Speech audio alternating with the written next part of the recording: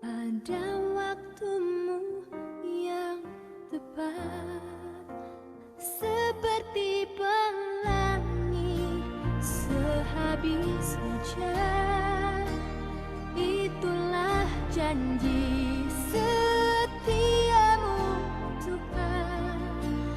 Di balik dukaku telah menanti harta yang tak ternilai dan abadi.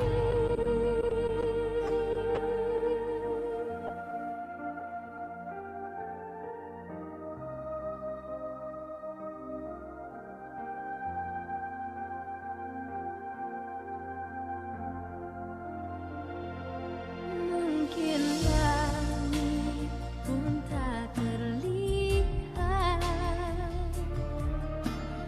tertutup awan tebal,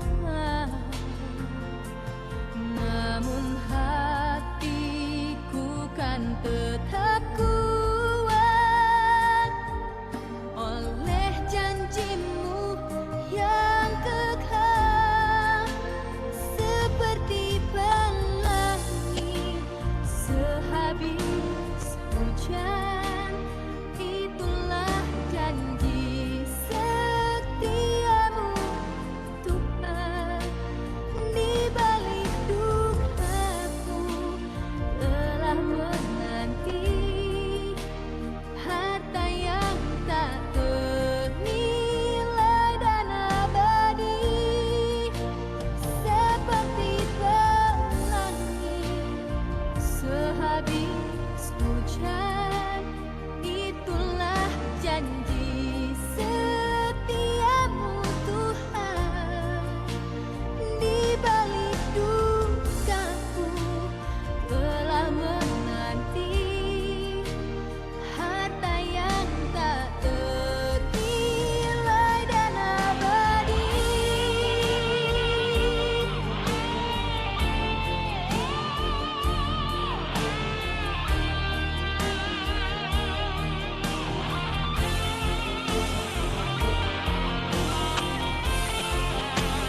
Seperti pelangi sehabis hujan, itulah janji setiamu Tuhan. Di balik dukaku telah menanti harta yang tak ternilai dan abadi. Di balik dukaku telah menanti harta yang tak ternilai dan abadi.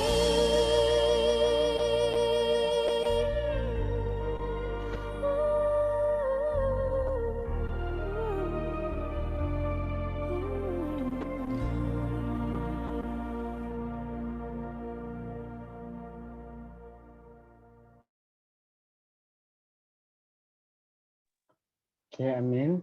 Dan selamat datang sekali lagi kepada yang baru datang. Untuk peringatan semua, Youth ada buat Bible Study setiap Ahad dari tahun lepas sudah bermula ya sampai sekarang. Jadi pada saat ini series kita telah masuk ke Bible Study tentang perumpamaan. Jadi sebelum kita memulakan, saya akan pimpin kita dalam doa. Mari kita berdoa. Tuhan Bapa kami di surga, terima kasih atas berkat-Mu sepanjang hari ini Bapa. Terima kasih atas berkat kehidupan khususnya lagi. Bapa kami di surga, pada saat ini kami sungguh berterima kasih karena Engkau memberi kami peluang untuk belajar bersama mengenai firman-Mu, dan ajarilah kami Bapa melalui Roh Kudus-Mu yang berbisik di hati dan pikiran kami. Pimpinlah kami, ajarilah kami untuk mendapat satu pengajaran, dan biarlah pelajaran ini dapat memberi kami kesediaan dalam kedatangan-Mu yang kedua kali. Pimpinlah kami ini di dalam nama Yesus. Amin. Oke. Jadi Perumpamaan kita yang akan kita belajar malam ini ialah di buku Lukas 12 ayat 35 hingga 40. Lukas 12 ayat 35 hingga 40. Oke. Adakah? Oke. Saya serahkan kepada Remy.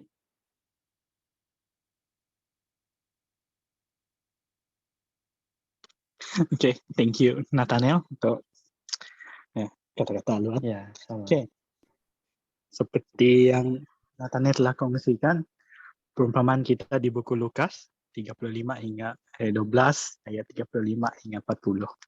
So, selamat datang kepada yang pertama kali bersama dengan kita. Saya percaya Cikgu Constant dan Cikgu Easter bersama dengan kita pada malam ini. Oke, perumpamaan. Ya, hello. So, perumpamaan kita pada malam ini, dia ada banyak tajuk. So, saya tak sure apa tajuk yang sesuai. Tapi saya pilih The Watchful Servant lah. Okay? Kalau Alkitab saya sendiri, dia katakan The Faithful Servant and The Evil Servant. Dan perumpamaan tu actually sampai ayat 48. Tapi pada hari ini kita akan melihat The Watchful Servant ataupun The Faithful Servant untuk malam ini. Okay. Ini petikan ya untuk perumpamaan ini. Okay. Saya jemput orang lah untuk baca. Pada malam ini saya menjemput, saya ada nampak Zeren. Ya, saya menjemput Zeren untuk bacakan petikan Alkitab pada malam ini. Lukas 12 ayat 35, hendaklah pinggangmu tetap berikat dan pelitamu tetap menyala. Sampai 40 lah, Zeren. Sampai 40, oke. 36, dan hendaklah kamu sama seperti orang-orang yang menanti-nantikan tuannya yang pulang dari perkawinan, supaya jika ia datang dan mengetuk pintu, segera dibuka pintu baginya.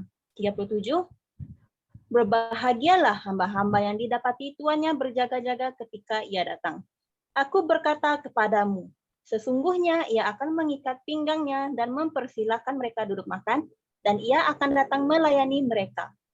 38, dan apabila ia datang pada tengah malam atau pada dini hari dan mendapati mereka berlaku demikian, maka berbahagialah mereka. 39, tetapi ketahuilah ini, jika tuan rumah tahu pukul berapa pencuri akan datang, ia tidak akan membiarkan rumahnya dibongkar. Dan 40, hendaklah kamu juga siap sedia, karena anak manusia datang pada saat yang tidak kamu sangkakan. Amen. Thank you, Zeren. So, di sini kita dapat melihat apa itu kriteria orang yang berjaga-jaga. Jadi pada malam ini, kita akan mengkaji bagaimana untuk kita mengetahui bahwa diri kita ini sedang berjaga-jaga secara kita sedari ataupun tidak sedari. Adakah pada saat ini kita menyadari bahwa kita ini berjaga ataupun tidak berjaga-jaga? Dan perumpamaan ini akan membantu kita untuk memahami ini. Dan kenapa kita harus berjaga? Ya, so kita akan lihat dua aspek inilah untuk malam ini. Oke, dia katakan di ayat 35 dia katakan, ikatlah pinggangmu dan biarlah lampumu bernyala. Itu yang Zeren bacakan sebentar tadi. Jadi di version saya, let your loins be girt about and your lights burning. Dan perumpamaan ini sungguh berkaitan dengan beberapa perumpamaan yang lain. Dan beberapa ayat Alkitab yang sungguh jelas untuk kita memahami apa yang dimaksudkan dengan apakah kena mengena pinggang, tali pinggang, dan lampu di dalam kehidupan kita bersedia. Kita lihat beberapa petikan. Seperti ini petikan yang sememangnya tidak asing, dan satu perumpamaan yang tidak asing yang berkaitan sungguh sekali dengan pelajaran pada malam ini.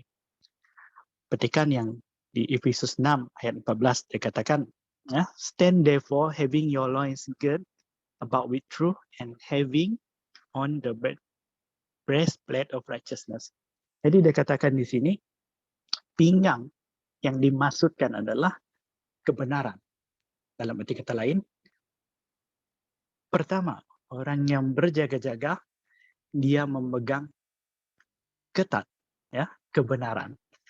Seperti mana ketika kita memakai tali pinggang, ya, kita tidak memakai dia supaya seluar kita terus longgar, tetapi supaya ia diperketatkan di pinggang kita.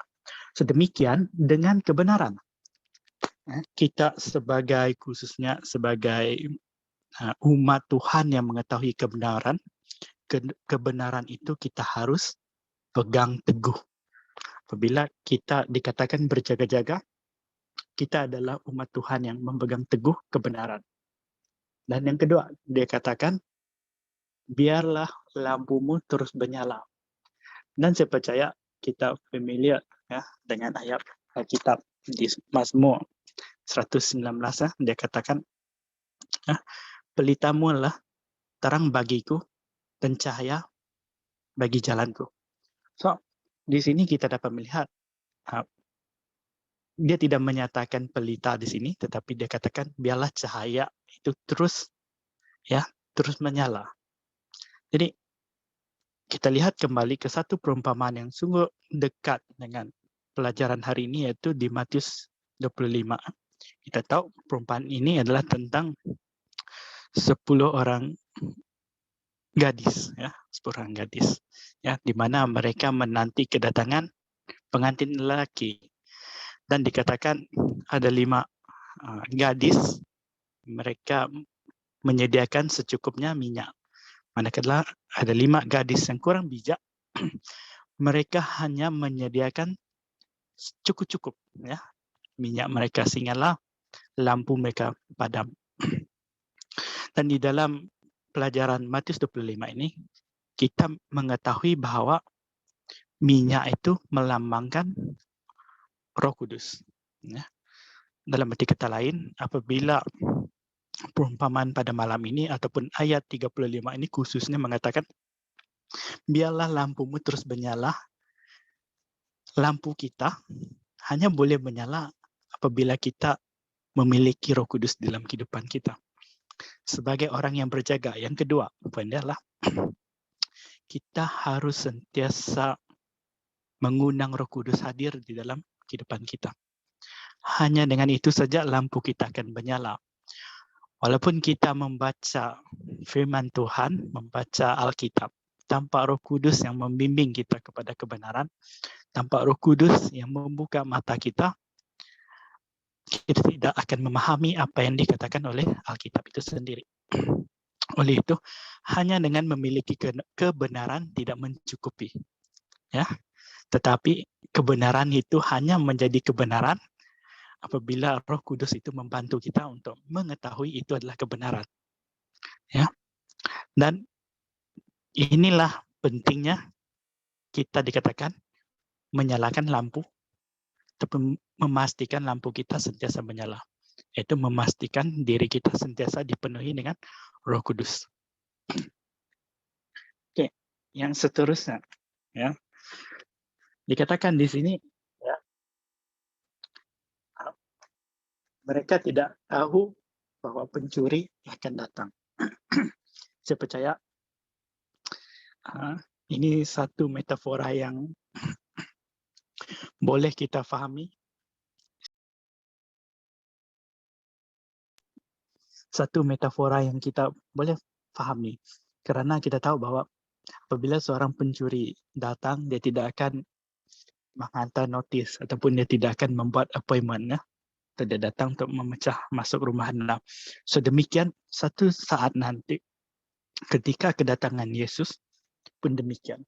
Ya, bahkan Yesus sendiri katakan ya di Matius 24 dikatakan ya. Bahkan malaikat dan saya sendiri tidak mengetahui kecuali Bapa. Dan mari kita lihat apa yang akan berlaku begitu serta-merta. Ya, sebagaimana kita tahu ketika pencuri datang, ya, kedatangan Tuhan itu juga demikian. So, kedatangan yang bagaimana? So, ini adalah tanda ataupun event yang akan berlaku ketika Yesus datang. Tetapi pelajaran ini actually lebih mendalam. Mungkin bahkan saya sendiri juga ya sebelum ini melihat pelajaran aspek ini lebih kepada kedatangan Yesus yang kali kedua. Tetapi sebelum Yesus datang, ada satu perkara yang harus berlaku terlebih dahulu. Yang berlaku seperti pencuri yang datang. Ya, ada satu saat peristiwa masa di dalam kehidupan setiap kita, di mana peristiwa itu akan berlaku seperti pencuri yang datang tiba-tiba. Peristiwa yang saya maksudkan ini adalah apabila kita melihat Matius 24, kita dapat melihat dengan lebih jelas ya, tentang peristiwa ini, di mana Yesus katakan, ya, demikianlah kedatangan Anak Manusia seperti waktu zaman Nuh. Dia katakan seperti waktu zaman Nuh.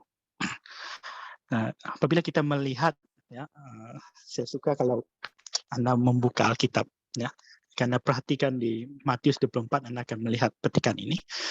Dan apabila Anda mengkaji kembali apa yang berlaku pada zaman Nuh, ya, kamu akan melihat ada beberapa peristiwa yang sungguh berkaitan rapat dengan kedatangan Yesus yang kedua kali. Seperti mana satu pengkhotbah ayat 9 katakan, tidak ada yang baru di muka bumi ini. Sejarah, ya, diajarkan supaya kita tidak mengulanginya. Sedemikian apa yang berlaku, ya, kepada zaman Nuh adalah untuk mengingatkan kita dan membantu kita untuk bersedia. Jika kita perhatikan di zaman Nuh, pada waktu itu mereka tidak mengetahui tentang hujan. Bahkan mereka tidak pernah melihat hujan pun, tidak pernah melihat air turun dari langit lagi pada ketika itu. Dan kita harus meletakkan diri kita di situasi Nuh. Ya.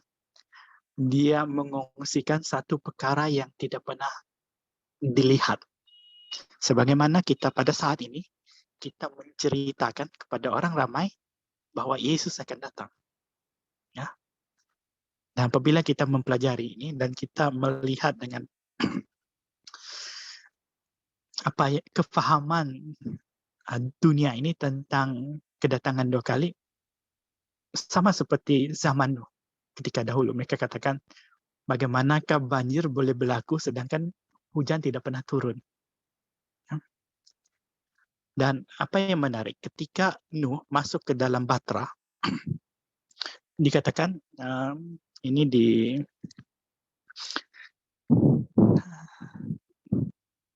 Kejadian 7 ayat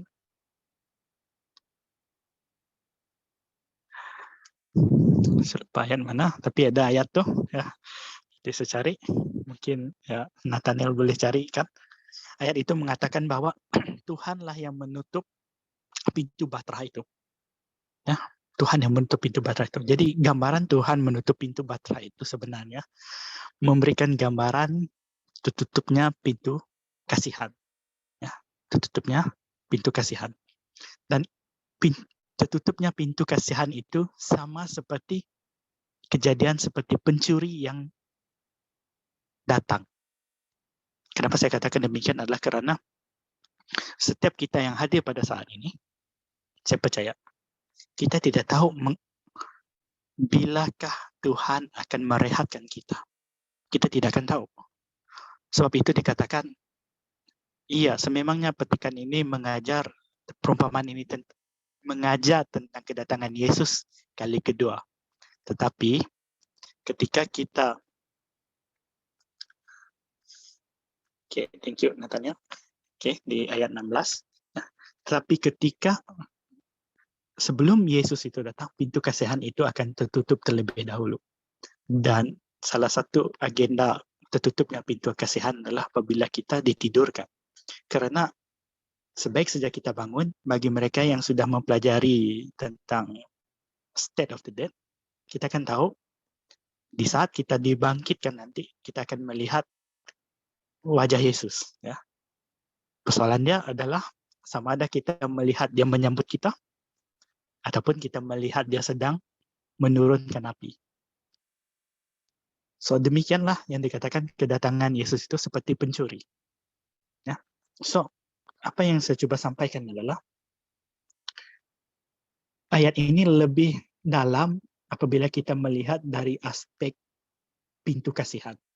Karena setelah pintu kasihan tutup, seperti zaman Nuh, setelah pintu Batra itu tutup, segala rayuan untuk masuk adalah terlambat.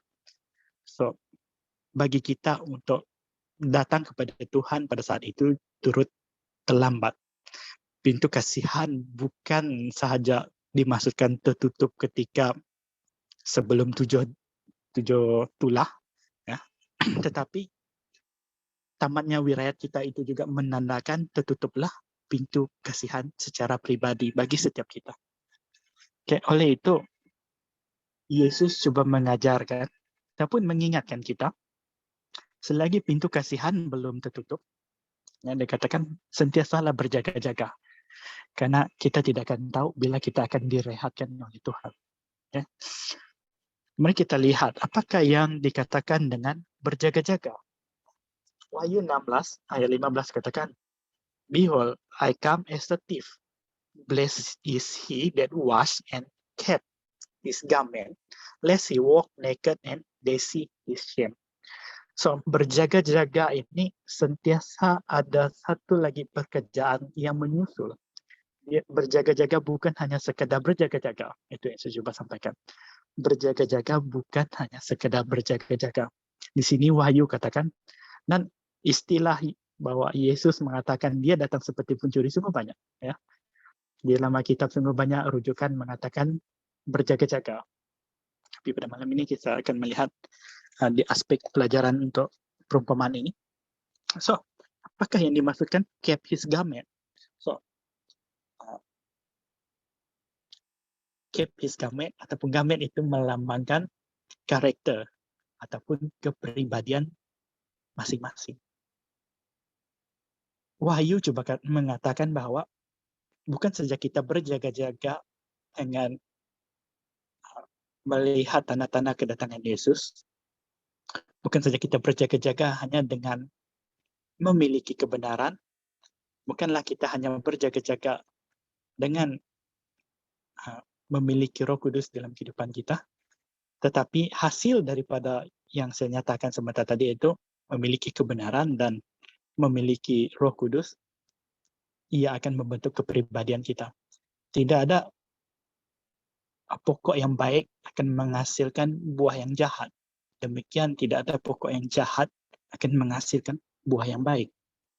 Jadi, apa yang coba dikatakan di sini adalah apabila kita berjaga-jaga, melakukan perkara yang berjaga-jaga, secara tidak langsung kepribadian kita akan terbentuk.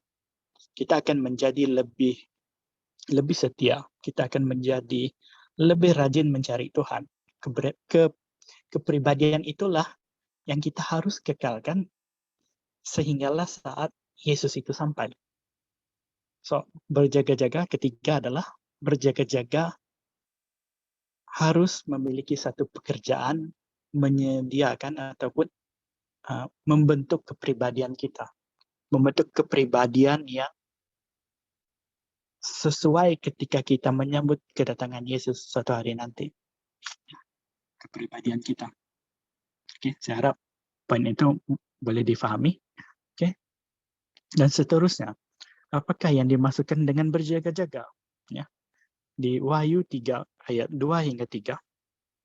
Ya, dia katakan, be watchful and straighten the things which remain, that are ready to die, for I have not found thy works perfect before God. Remember, therefore, how thou hast received and heard, and hold fast and repent. If, therefore, thou shalt not watch, I will come on thee as a thief, and thou shalt not know what hour I will come upon thee.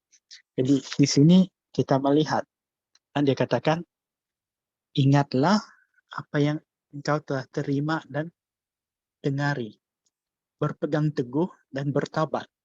Dan dia katakan sekiranya sekiranya kau tidak berjaga-jaga. So, yang saya highlight merah itu adalah kelakuan orang yang berjaga-jaga. Ya, dia mengingati apa yang dia pelajari, apa yang dia terima, dan apa yang dia dengar. Dan itu adalah firman Tuhan. Dan berpegang teguh akan firman Tuhan, janji-janji Tuhan. Dan bertaubatlah. So, kunci untuk orang yang berjaga, dia harus memiliki hati yang penuh dengan perdapatan. Ya, penuh dengan pertaubatan. Ya, so, poin yang pertama tadi, ya, kita harus berjaga-jaga dengan memiliki kebenaran. Ya, memegang teguh kebenaran, bukan sekadar memiliki, tapi memegang teguh, dia katakan. Ya. Kedua, dia katakan, bukan saja kita memiliki kebenaran, tetapi lampu kita harus sentiasa bernyala. Hidup kita harus sentiasa dipenuhi dengan Roh Kudus. Ketiga, bukan setakat berjaga-jaga, tetapi pembentukan karakter itu sungguh penting. Dan khususnya ya bagi ya yang sedang belajar tentang child guidance. Inilah yang membentuk kepribadian. Ya. Inilah yang dikatakan kita mengetahui apakah kepribadian yang kita harus bentukkan kepada orang yang lebih muda. Bukan sekadar anak-anak, tapi orang muda dan kita sendiri secara pribadi. Dan bertobat, ya, bertobat. Karena di kitab Injil, ya, Yesus sering katakan, ya, bertobatlah karena kerajaan Allah sudah dekat. So demikian juga pada keadaan kedatangan Yesus yang kali kedua, pertobatan harus ada karena kedatangan itu sungguh dekat sekali. Oke. Seterusnya, bukan saja kita berjaga-jaga, tetapi kita harus dilengkapi dengan berdoa juga. Ya. Tidak cukup kita hanya berjaga-jaga tanpa ada berdoa. So, berdoa ini adalah satu pekerjaan yang berjalan seiring dengan pekerjaan berjaga-jaga. Seperti yang saya katakan, tidak ada orang yang boleh mengatakan bahwa dia menyayangi Yesus, ya, tanpa menyelidiki firman Tuhan. Ya, karena kan Yesus katakan, if you love me, keep my commandment. Ya, tidak ada bibir boleh mengatakan bahwa dia menyayangi Tuhan tanpa keep his commandment lah. Ya. Bahkan Yakobus katakan, ya, orang yang mendengar dan tidak melakukannya hanya mendustai diri mereka sendiri. Ya, yang dikatakan oleh Yakobus. Okay, so demikian apabila kita mengatakan diri kita pada saat ini, oh saya memang berjaga-jaga, saya sentiasa alert dengan kedatangan Yesus. Tetapi kita tidak memiliki satu kehidupan berdoa pun sama. Ya, karena berjaga-jaga dan berdoa ini seiringan. Ya. Matius 26 ayat 41 dia katakan, watch and pray that ye enter not into temptation. The spirit indeed is willing, but the flesh is weak. So kita harus sentiasa memiliki kehidupan berdoa karena kita ini adalah manusia yang lemah. Nah, bukan saja karena kita manusia yang lemah, bahkan Yesus sendiri yang sememangnya kita tahu bukanlah orang yang lemah, turut memiliki kehidupan berdoa yang sungguh teguh ya ketika pelayanan dia. Dan Efesus 6 ayat 18 katakan sentiasa praying always with all prayer and supplication in the spirit. Watching, ya, thereunto with all perseverance and supplication for all saints. So berdoa dan berjaga-jaga dan berdoa tiada pisahnya. Ya, seperti mana ayat kita sebentar tadi, ya, dia katakan, mana tadi? Ya, wash and keep his garment. So tidak ada pisah. Tidak ada orang yang melakukan satu perkara yang berjaga-jaga tanpa memiliki kepribadian seperti orang yang melakukannya. Ya. Seperti contoh, kita tahu berjaga-jaga bermaksud tidak tidur. So orang yang meluangkan masanya banyak sekali melakukan pekerjaan tidur itu ternyatanya bukanlah berjaga-jaga. So demikianlah yang saya katakan kepribadian itu terbentuk ya, dan kita harus mengekalkannya. So, inilah petikan Ellen G. White. Ya. Dia katakan, saya menjemput seseorang untuk membaca. Saya menjemput Listi, ya, Listi untuk tolong baca. Saya kah? Ya. Okay. Those who watch for the Lord's coming are not waiting in idle expectancy. The expectation of Christ's coming is to make men fear the Lord and fear his judgments upon transgressions. It is to awaken them to the great sin of rejecting his offers of mercy. Those who are watching for the Lord are purifying their souls by obedience to the truth. With vigilant watching, they combine earnest working. Because they know that the Lord is at the door, their zeal is quickened to cooperate with the divine intelligences in working for the salvation of souls. Okay, amen. Thank you, Listi. So, di sini inilah apa yang dikatakan orang yang berjaga-jaga. Mereka bukan sekadar menunggu, ya. Orang yang berjaga-jaga bukanlah hanya menunggu, ya. Menunggu dengan expectation, ya, yang Yesus akan datang. Bukan, tetapi dengan adanya kehidupan berjaga-jaga ini, kita akan tidak melakukan perkara yang Tuhan tidak suka, itu dosa. Dan kita akan mula setia di dalam kebenaran, ataupun kita akan memiliki satu penurutan. Dan kita, dikatakan, with vigilant watching. Kita akan bersatu, dikatakan. Bersatu melakukan apa itu? Yaitu pekerjaan keselamatan. Apabila kita menyadari bahwa kedatangan Tuhan itu begitu hampir, kita akan sentiasa bersatu dan saparisadala untuk melakukan pekerjaan keselamatan. Pekerjaan keselamatan adalah the great commission yang Tuhan ataupun Yesus telah berikan kepada setiap kita. Dia katakan, pergi, ajarlah mereka, baptiskan mereka, dan ajarlah mereka, untuk ajarkan mereka apa yang telah aku katakan kepada engkau. So, pada saat ini, di manakah kita? Adakah kita di pihak yang pertama mengajar? Adakah kita di pihak yang membaptiskan mereka? Ataupun adakah kita di pihak yang mengajar seterusnya? Okay. Yang pertama ada outreach, ada inreach, dan ada sanctify. So, kita boleh memilih mana satu yang kita boleh lakukan, ataupun kita boleh melakukan semuanya. Tapi, di mana juga kita menyumbang kepada pekerjaan keselamatan itu, begitulah dimaksudkan kita bekerja sama. Ya. Bukan hanya menunggu sahaja. So, poin saya adalah,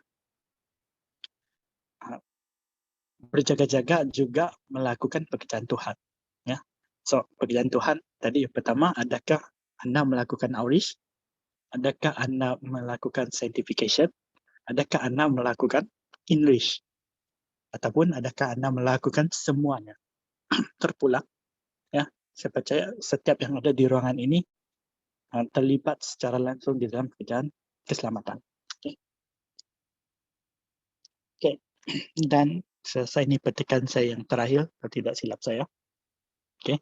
Testimony for the Church Volume 2. Saya menjemput orang juga. Saya menjemput Karian untuk baca.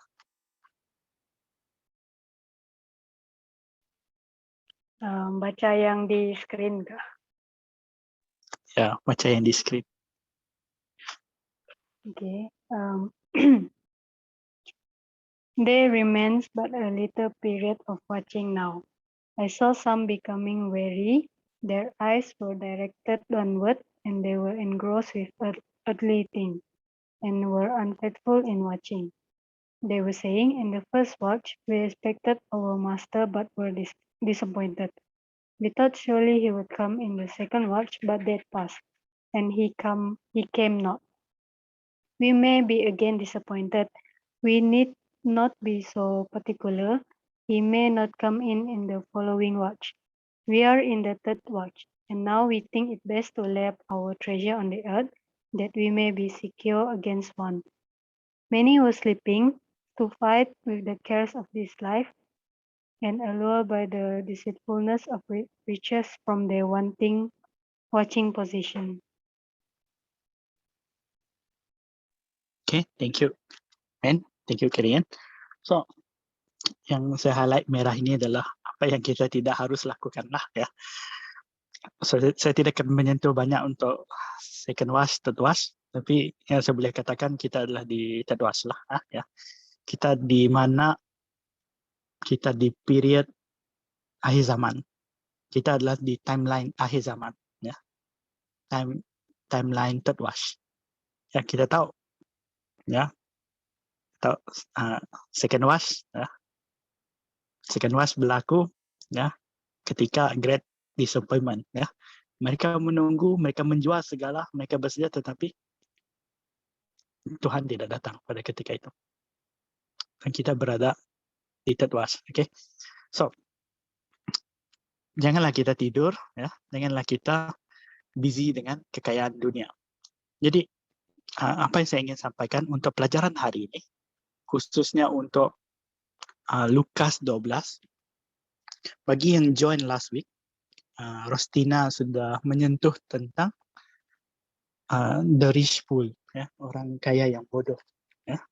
Bagaimana dia, itulah perumpamaan, nama perumpamaan itulah orang kaya yang bodoh. Bagaimana ketika Yesus menceritakan perumpamaan ini, ada seorang adik, ya, dia meminta Yesus untuk menghakimi apa yang telah dikongsikan oleh si abang. Nah, dan di situ Yesus mengajarkan kepada dia supaya jangan mengejar kekayaan. Yang fokus utama itu bukanlah kekayaan. Dan sekalinya kita membaca buku Lukas 12 itu, selepas itu Yesus membagi pelajaran jangan khawatir. Ya, jangan khawatir. Dan tibalah Yesus di perumpamaan yang ini. Jadi Yesus coba katakan, janganlah kita seperti adik-beradik tadi, ya, adik-beradik tadi yang sibuk bergaduh tentang kekayaan duniawi, sedangkan yang terutama adalah kekayaan syurgawi. Dan Yesus membagi satu pengharapan ataupun penghiburan, jangan risau, ya, karena kebajikan setiap kita di dunia ini adalah terjaga. Di buku yang sama ini, ya, sekiranya Anda membaca Testimony for the Church Volume 2 ini, di buku yang sama, dia mengatakan bahwa ketika Tuhan menyuruh kita berjaga-jaga, dia tidak membiarkan kita berjaga-jaga dengan menderita. Dia melengkapkan kita dengan apa yang secukupnya yang kita perlukan. Untuk kita dapat menempuhi period berjaga-jaga. Itu tulisan yang enjoy untuk Testimony for the Church Volume 2 inilah. Muka surat yang sama, halaman yang sama. Anda boleh cari dan bacakan.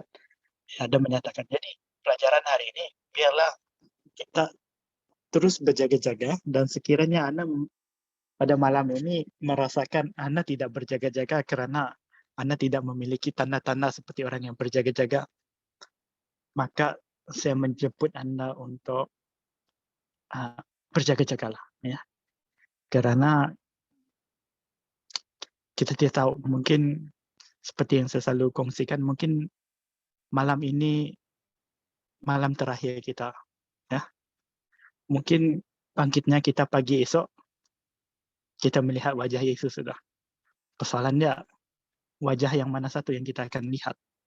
Adakah kita melihat wajahnya yang menyambut dengan senyuman, ataupun kita melihat wajahnya yang sedang marah, dan yang kita tanpa kita sadari kita dihujani dengan api dari surga. So, biarlah pada malam ini kita terus berjaga-jaga. Bagi yang sedang berjaga-jaga, jangan berputus asa. Biarlah kita bekerja sama, ya, dan saling membantu sesama kita untuk berjaga-jaga. So, itu saja pelajaran dari saya. Oke, Itu saja daripada saya untuk malam ini. Thank you. Saya serahkan kembali kepada Nathaniel. Oke, amin. Terima kasih untuk Remy, di mana dia memimpin pembelajaran yang sangat baik malam ini. Dan semoga kita lebih berjaga-jaga ya, karena saya pernah dengar tentang, bukan perumpamaan lah, tentang cerita lah, kita berjaga-jaga sekarang. Bila Yesus datang, bila kita sudah ada exact time bila dia datang, dia tidak datang. Dan kita berjaga-jaga, dia belum datang lagi. Jadi orang akan mulai rasa, oh saya rasa lepas ini dia tak datang, saya pergi enjoy dulu. Jadi kita tidak tahu bila Yesus datang, jadi berjaga-jagalah sekarang. Oke?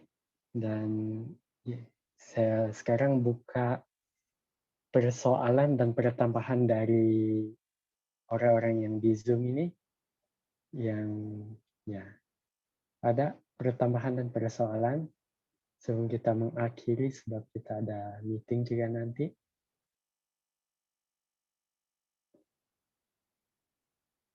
Ada?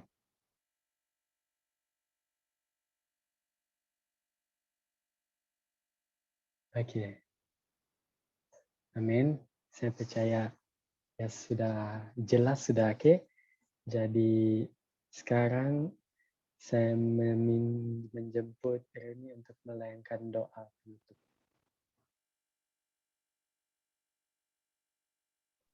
Oke, mari kita berdoa untuk pelajaran pada malam ini.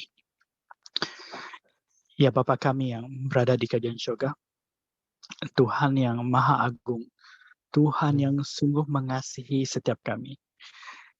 Kami menyadari Bapa bahwa begitu banyak peluang yang Kau berikan di dalam kehidupan setiap kami, agar kami tidak terlambat untuk datang kepadamu. Biarlah pada malam ini Bapa, kami akan terus menerima peluang itu, dan kami menyeru agar Engkau mengampuni dosa-dosa kami Bapa. Kami menyadari ada ketikanya kami mula jatuh dan jauh daripadamu karena dosa kami. Ada masanya kami terlampau sibuk mengejar kekayaan di duniawi ini sehingga kami lupa untuk melabur di harta di surga ya Bapak. Biarlah kami disucikan pada saat ini Bapak. Bapak, ajarilah kami Bapak agar kami terus mengetahui kebenaran-Mu Bapak. Biarlah Roh Kudus-Mu terus bekerja agar Ia membantu kami untuk berjaga-jaga. Kukuhkanlah kehidupan kami, setiap kami Bapak, khususnya kehidupan berdoa kami. Biarlah kami akan sentiasa mencari Engkau di dalam kehidupan kami. Biarlah kami sentiasa bersandar kepadamu seperti seorang anak bersandar kepada bapaknya. Ya Bapak, bantulah kami untuk mengekalkan kepribadian dan karakter kami Bapak. Kami mengetahui bahwa banyak godaan di dunia ini yang mula membentuk perwatakan kami seperti dunia ini sendiri. Biarlah kami tidak menjadi seperti dunia. Itulah permohonan kami pada malam ini Bapak. Biarlah kami berdiri dan terus bernyala dengan terang sekali di dunia yang gelap ini Bapak. Ya Bapak, terima kasih kerana Engkau telah beserta dengan kami sepanjang pelajaran kami. Dari awal hinggalah akhir. Biarlah pada malam ini Bapak, ketika kami berpisah untuk merehatkan diri, biarlah malaikat-Mu terus menjaga kami dan biarlah kasih-Mu terus beserta dengan kami. Berikanlah kami, setiap kami di ruangan ini, satu lagi peluang ya Bapak untuk terus menjadi alat bagi pekerjaan-Mu Bapak. Terima kasih Bapak karena Engkau telah mendengar doa kami pada malam ini. Semua ini kami mohon dan serahkan ke dalam tangan Anak-Mu Yesus Kristus yang menjadi juru selamat dan penembus setiap kami. Amin.